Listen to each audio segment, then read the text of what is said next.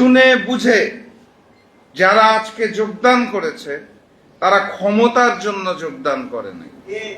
যারা আজকে যোগদান করেছে তারা হালুয়া রুটির ভাগের জন্য যোগদান করে নাই।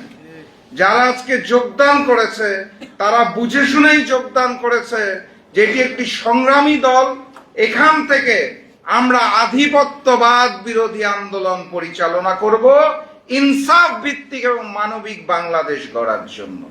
এই কারণে আমি তাদের প্রতি কৃতজ্ঞতা জানাই, ধন্যবাদ জানাই।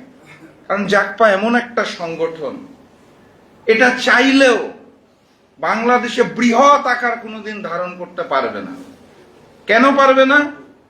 কারণ বাস্তবতা হচ্ছে বাংলাদেশের বেশিরভাগ রাজনৈতিক দল মূলত ক্ষমতার রাজনীতি করে।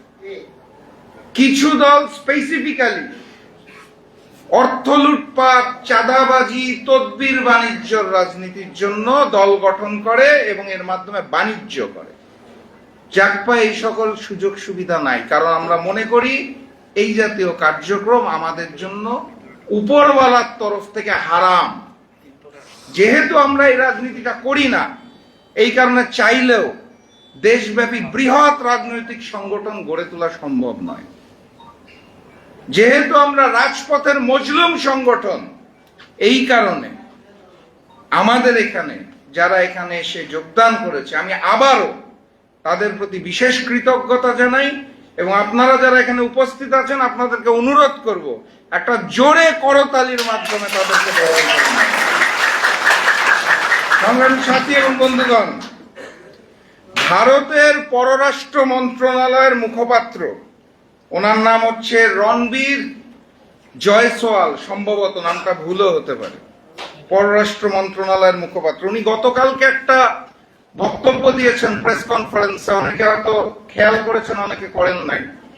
উনি ওখানে খুব স্পষ্ট করে যেটা বলেছে সেটা হচ্ছে ভারতে অবৈধভাবে অবস্থানরত বাংলাদেশি যারা রয়েছে তাদেরকে উনি বাংলাদেশে ফেরত পাঠাতে চান এবং এই কারণে ঢাকার কাছে উনি সাহায্য চেয়েছেন। তো আমি দেখলাম নিউজটা, এই যে দর্শক সারি থেকে আলহামদুলিল্লাহ আসছে, আমিও নিউজটা পড়া মাত্র আমার মুখ দিয়ে এই শব্দটাই বের হয়েছে, আলহামদুলিল্লাহ।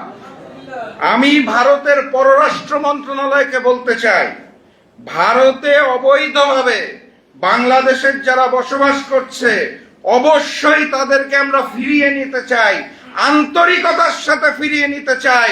সর্বপ্রথম আমরা ওই গণহত্যাকারী ফ্যাসিস্ট শেখ হাসিনাকে আপনারা পাঠিয়ে দিন।